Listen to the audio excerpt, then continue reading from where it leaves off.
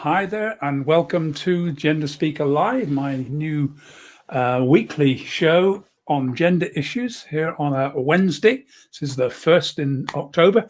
Really busy week this week because it's the Professional Speaking Association convention. But we shall have a look at some gender issues now. So let's get started.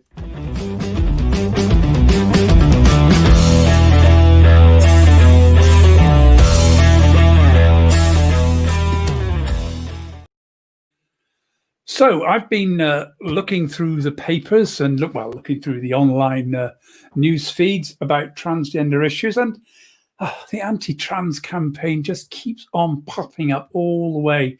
And it strikes me when I look at these just how much the truth gets twisted. So I want to have a look at that today and just try and see if I can help to try and just show. I keep hearing lots of arguments about no platforming people, and I'll be honest, I'm really opposed to that. I always think, if somebody's got silly ideas, ridiculous ideas, giving them a platform is sometimes the quickest way to shut them up, because once people hear some things that they have to say, they look at it and think, oh, this is actually crazy. And sometimes, people have things we need to hear. Both sides of any argument need to hear these things. So I'm going to try to provide a balanced view, if I can, in the way that I go through this. So a couple of things that came up in the press that I noticed today. Now, this is the first one from last week, I think this was, but Petra de Sutter has been appointed Deputy Prime Minister of Belgium, and she is a trans woman. Now, this is a little bit different to the UK Deputy Prime Minister. In Belgium, they've been struggling to find a government because they have lots of parties. Nobody has an overall majority by any stretch of imagination. So there are about 4, 5, 6 parties. I think there's actually 7 together now, 6 or 7. And Petra is the leader of the Green Party there, and is one of the deputy prime ministers who's come together in a coalition government. But hey, it makes her one of the most powerful trans women in the world, and the highest ranking, if you like, in the world. And it shows that in Europe, the issue of being trans isn't an issue. Now, of course, 2016 was the Brexit debate, and it's interesting that much of the anti-trans rhetoric that's been pumped out into, and the very toxic debates that have been going on have happened since 2016. And I'm going to look at something around that. The big voice in the sort of anti-trans arena is unquestionably JK Rowling. She wrote a letter in the press on her website, which got published all over the place, partly because she had come out in support of a trans, of someone who basically had been sacked for being transphobic, refusing to accept and acknowledge that someone had changed gender. And I think this is where the start of this battle starts to come along. If I change gender and I say that's it, I'm now use the title Ms. I prefer the pronouns she and her. To be honest, now I'm almost pretty much moving towards non-binary, so they, them, and theirs. But I'm happy with she. I prefer not he and him. So I've sort of said no. I don't want to be identified as male. That's part of my decision as to the way I want to be referred. Now, if you're having a conversation with somebody about me, I have no idea what you're going to say about me. You might say it. Some people do. I consider that a bit rude, but that's the world. If you're doing it in relationship to me, if you're actually introducing me as a speaker, then I'm going to tell you what pronouns to use and which ones I prefer. And if you don't use those, I consider that to be well, if it's accidental once or twice, fine. But if you keep on doing it, that's harassment. And I'm going to challenge you over that. And that's just simply, I don't want to be ridiculed and humiliated in front of an audience. So I want you to use appropriate pronouns. And think about this. If I stand up on a stage and I am introduced and the audience sees me dressed in female clothing, looking female, walking on the stage, and somebody says, "Oh, please welcome him." Can you see that how that is an uncomfortable position? It's put me at a difficult position before I even start to speak. Oh, I know when I open my mouth and start speaking, everybody's going, "Oh gosh," but I deal with that, and I can handle that. So anyway, let's just have a bit more of a look at what happened. An organisation that runs a Ripple of Hope award had awarded it to J K Rowling, and then had come out in opposition to what Rowling had said. So she wrote a letter saying, "I'm returning the award. I can't really support an award that doesn't support, that she totally disagrees with." The problem when I read through her letter, and I'm not going to go through the whole of it, it's available if you want to get the whole of it, it's on her website, but a couple of statements which I saw, and I just pulled these out, and these are just extracts, so they're slightly out of context, but I'm not misusing them. And she was talking that people have expressed concerns, reference to huge numbers of people, but we don't know how many, have expressed serious concerns about the impact of gender identity theory on vulnerable adolescents and on women's rights. Well, yeah, we know that that's the context and where it's in, but gender identity theory. There's no gender identity theory. We're discussing gender identity and the issue of gender identity on how I feel about my gender identity. All of a sudden, it's being put into the context of being a theory. And this kind of thing has been happening all the time, with people taking statements and the sort of the transgender rhetoric, the transgender trend, and all of these types of things suggest that somehow this is some crazy theory invented by someone that's now being foisted upon an unsuspecting public. It's not. We've been dealing with gender identity issues for hundreds of years. We have trans people going back thousands of years. This isn't something new. It's something that's been around for a long, long time. So another comment in the letter, proper explanation of the factors leading to. Proper explanation of the. Gender dysphoria is a condition. It's in the American Psychiatric Society Diagnostic and Statistical Manual version 5. It is a clear condition. It's not a mental health illness. It's not something that somebody can say. It's in the directory because it is a condition that people have. Gender dysphoria, an extreme level of discomfort with your body and with your identity as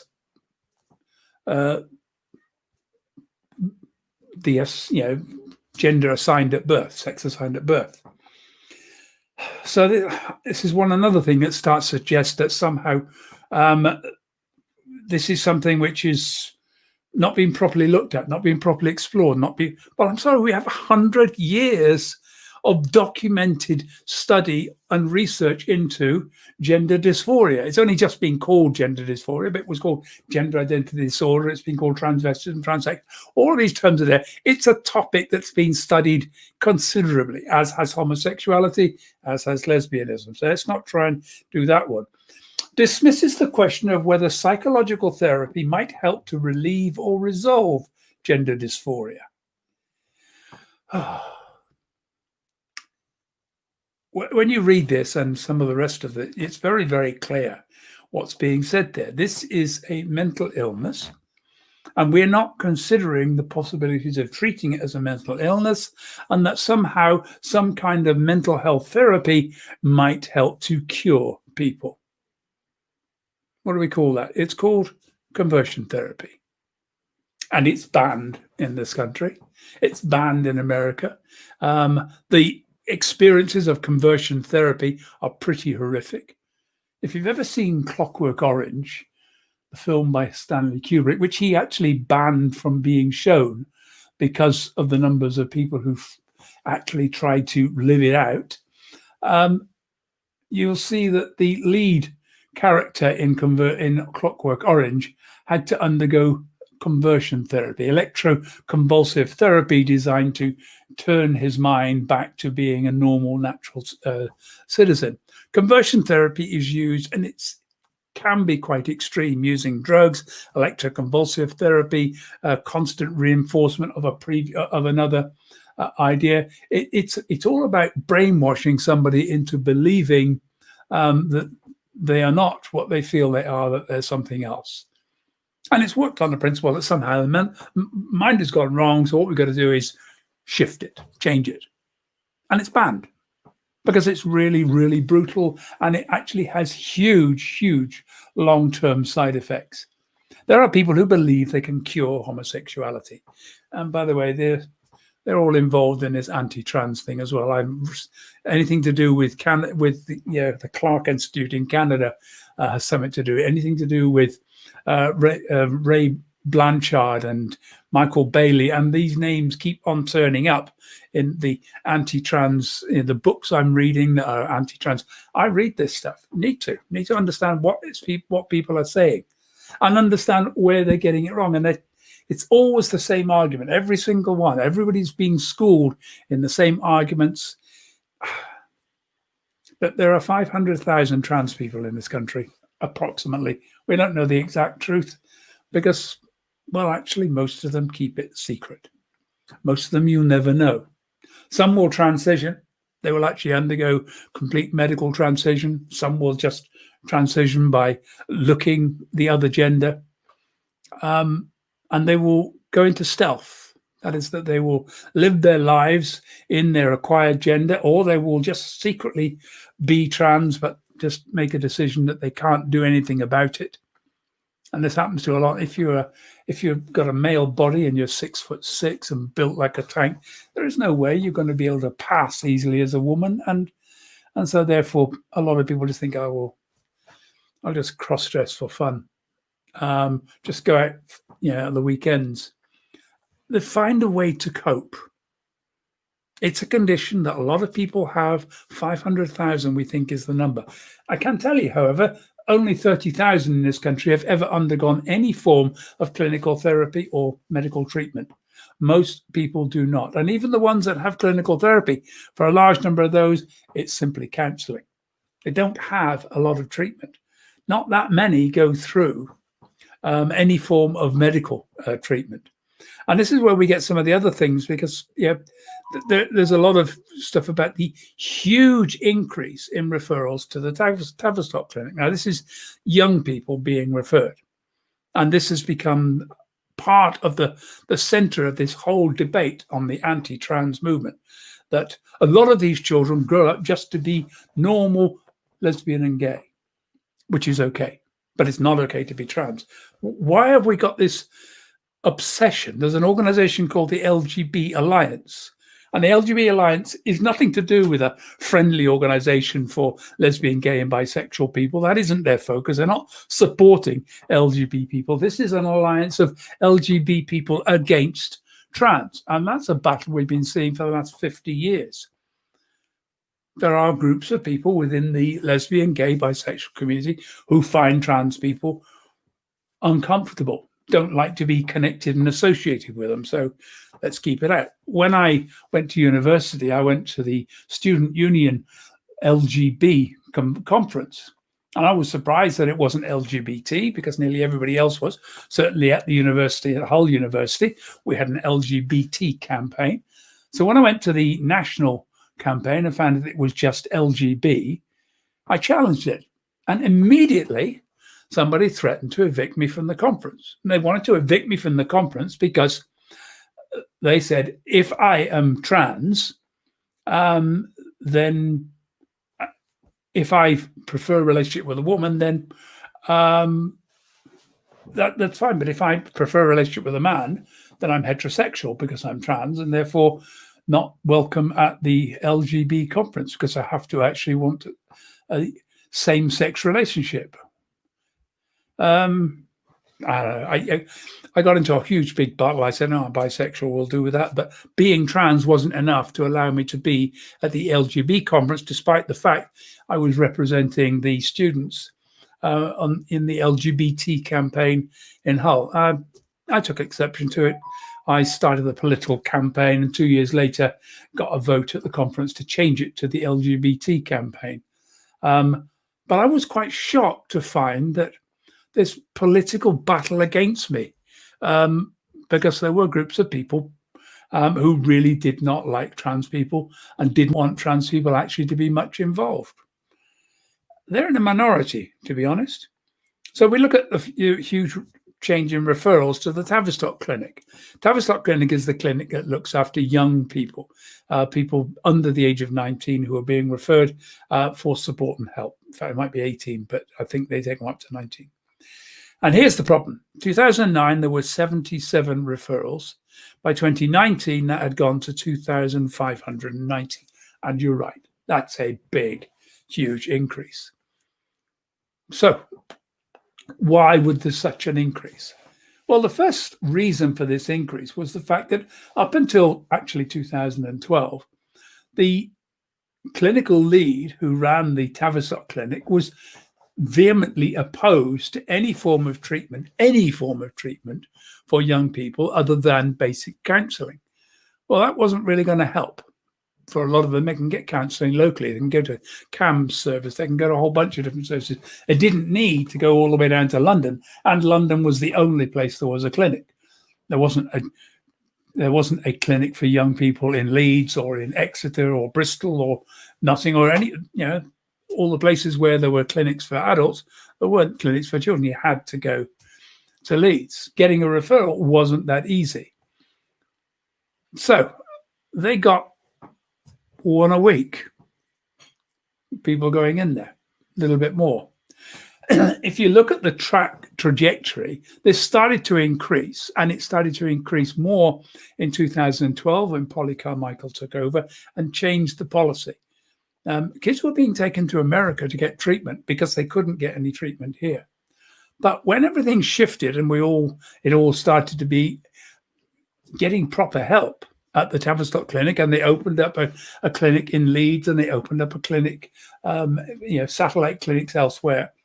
And then all of a sudden, it was much easier for parents to try and get their children to some kind of help. And the charity that had been set up, Mermaids, by Susie Green, whose daughter had transitioned and had to go to America to get help, was obviously pointing people in the direction, saying, yeah, the Tavistock Clinic can now help.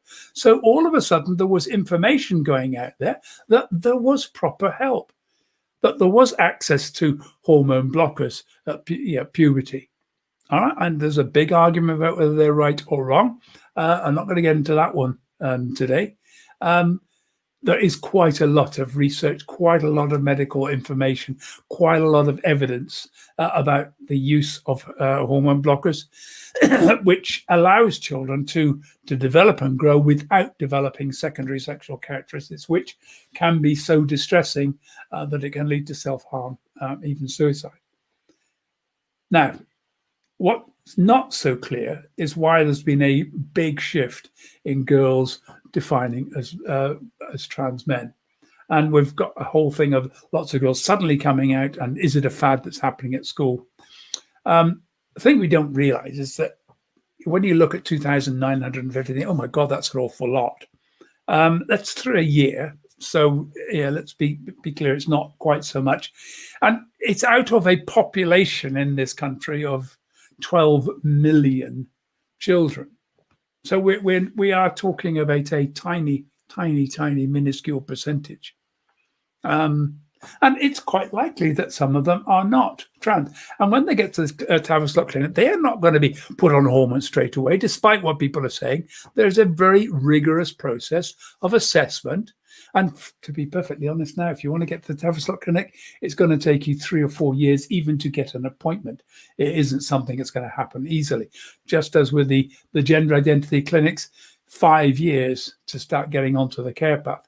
This is not something that's going to easily happen anywhere. And what's been happening, therefore, is that all of this debate that has been scaring the medical professions because they've been threatened with being sued. I see in the press again today, a trans man or ex-trans man, somebody who was female, transitioned to male, went to the Tavistock Clinic, has now decided that was all a big mistake. It's your fault. You shouldn't have allowed me to do it. Oh, people go to these clinics adamant that they're going to want to be put through, wanting it all to be done overnight, happen now. If they've got money, they can probably push the agenda by going privately and get it quicker. Bad mistake.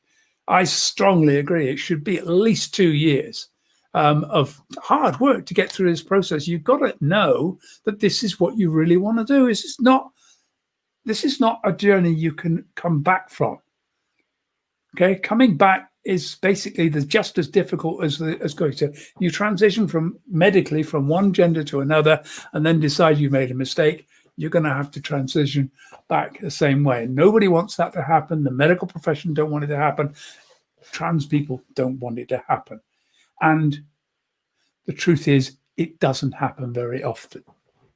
But sometimes it happens. What do? Do you stop all transition because a small percentage, 1 or 2%, make a mistake? Do you make the 98% suffer in order to prevent somebody going through? Do you make it tougher and tougher for someone to go through? Well, you're doing it anyway. That's what's been happening. So these are the things that aren't being given. The other thing I've noticed is that the sharp increase took place between 2015 and 2018. It's tapered off now, and it's suddenly shot up, a bit like we've seen with the coronavirus charts. 2015 was the tipping point. That was the point at which all of a sudden transgender issues suddenly became big news. We had Caitlyn Jenner came out 2015. There were actors and actresses suddenly all over the screen. There were, the Danish Girl was being produced. Suddenly, transgender was big news. Suddenly, it was all there. We had trans people on documentaries, on films, on TV shows, everywhere. Trans was just everywhere in America and in here, in this country. So it was everywhere about, and so it was a topic people were talking about. So suddenly people who were uncomfortable with their gender, not understanding why they felt the way they did, were suddenly able to see other people, and especially trans men who had never been in the news. Suddenly we were seeing them. My transsexual summer, we were seeing trans men undergoing transition in front of us on a TV program. And I think it's all, when you start to put that into context, you can see why the shift started to take place. And maybe there is some encouragement. Maybe there is a tendency for people to fall into a group that they feel comfortable with, and therefore suddenly want to transition. Transitioning isn't all it's cracked up to be. I have friends who have been permanently disabled as a result of going through surgery. I also think that there's a huge, big problem when we look at the whole area of stereotyping, gender stereotyping. And there's been a bit of a battle with this from feminist groups. Somebody who was a man suddenly transitions to be female, and the first thing they do is dress in an extraordinarily stereotypical manner. Lots of makeup, short skirts, high heels, glitzy glam. I did that as well. Okay, and I had fun with it. But I've settled into it now, and I'm more comfortable with who I am. Initially there was this rush, and I think it's like, I needed to experience that sort of, I needed to experience what 16, 18, 20-year-old girls experience, going out, dressing up, being sassy, flirting, and that was all good fun.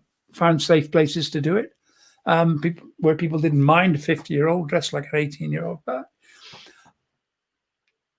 it's stereotyping was a challenge. Now, one of the things I'm seeing, it's gender stereotyping I'm seeing is a bigger and bigger issue. I actually quite agree with some of the feminists. I think that shift into completely being totally ultra feminine from being often ultra masculine, because often people have been ultra masculine to disguise the fact they're trans and then shift to this very ultra feminine position, which often doesn't work for them. And it takes a few years to settle in and find a style that works. But what if gender didn't matter? What if nobody cared whether I wore a dress or what what kind of top I wore or what kind of neck it was, and whether I wore nail polish and makeup and had my hair long and dyed. What if nobody cared? What if that didn't matter? What if I could just be me, be who I felt? Now, maybe we would have a lot of people not needing to go through complex and difficult surgery. Maybe people would still want to. But I think there's a lot of pressure on people to conform, and that's not helped us with this whole trans debate. But at the same time, what do trans people want? What are we actually looking for? What's? I think we've got to look at some of the things. We've got this argument, and back to the JK Rowling's thing, the voice of TERFs or gender critical feminists is not being heard. Everything TERFs is a slur. It's not trans exclusionary radical feminists. It was a term developed in the 70s to distinguish those radical feminists who were opposed to trans people and those who actually supported trans people. There was a festival in America, the Michigan Women's Festival, which excluded trans people and was allowed to do so. And there are a few other organizations that had specifically said, no, trans women can't come here because you're still men. And that's still that same argument from the 1970s that we're still playing around with here. Well, the Gender Recognition Act reform has been shelved. So to say that the voice of TERFs, gender critical feminism, is not being heard is rubbish. It's definitely being heard. I think Liz Truss, the Minister for Women and Equalities, is quite clearly a supporter of their views and has just scrapped it. But what are the consequences of exclusion? What would happen if we did exclude trans women from access to women's space, for accessing female toilets? And it's really trans women where this is about. That there's not the same pressure towards trans men for saying, well, trans men shouldn't be allowed to go into men's toilets. Nobody really has been arguing that. It's all about trans women using female toilets, using female changing rooms, accessing female space. And it's all this big argument that there are these sacrosanct female spaces in which men should never be allowed, and anybody born a man is always a man, so they can never come in. Well, most of the trans women I know who want to, for example, access a rape crisis centre, do so because they have been raped. If somebody transitions, they're still vulnerable. They're still subject to it. In fact, it's even worse, because very often somebody finds out that they're trans and they find themselves being beaten up and abused, badly beaten up in the street just because, oh, you tried to trick me. I see in America we've had now 31 trans women have been brutally murdered just because they're trans. The numbers in Brazil, you don't want to know, that's over 200. People are brutally killed, brutally beaten up, murdered, hurt, just because they're trans. And what do trans people want? I just want to get on with life. It's as simple as that. I want to just live my life. I don't want to be noticed as I walk down the street. If I walk into the toilets, I don't want to be noticed. I'm going to make sure I'm not. How do we police changing it so this exclusion? Does that mean we have to have somebody on the toilets to check what my physical body is before I go in, for me to show my birth certificate to allow me to use the toilets? Absolutely crazy. And that's the consequences. That's the potential. But what it also does mean is it puts into the hands of ordinary people this belief that they now have the right to challenge me as to whether I can access some space, because who's going to police it? There aren't enough police to manage the current crime rate, let alone trying to add it to that. They're having enough trouble trying to determine whether you've got 7 or 6 people in your group. Sometimes you have to look at things and think there's no way to police this. Just look at it reasonably. As a trans woman, I want to enter a space, use it. I'm going to go to the toilets, do my business, and come out.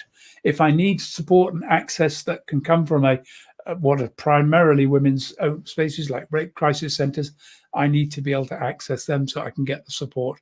Otherwise, I'm probably not even going to go near them.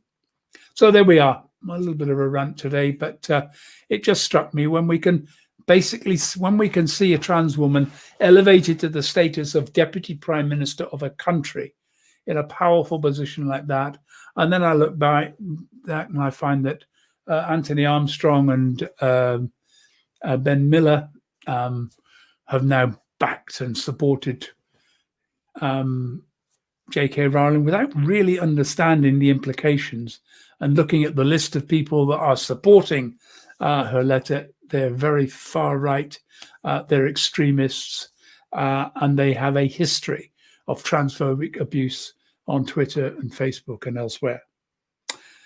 Anyway, if you want to find a little bit more about trans and non-binary inclusion, doing a workshop 20th of October. You'll find the details down below in the show notes here. And other than that, join me on Sunday when I'll be doing another show about LGBT history. Thank you for joining me here today. I'm glad you were able to be here. I look forward to seeing you on Sunday. For now, take care.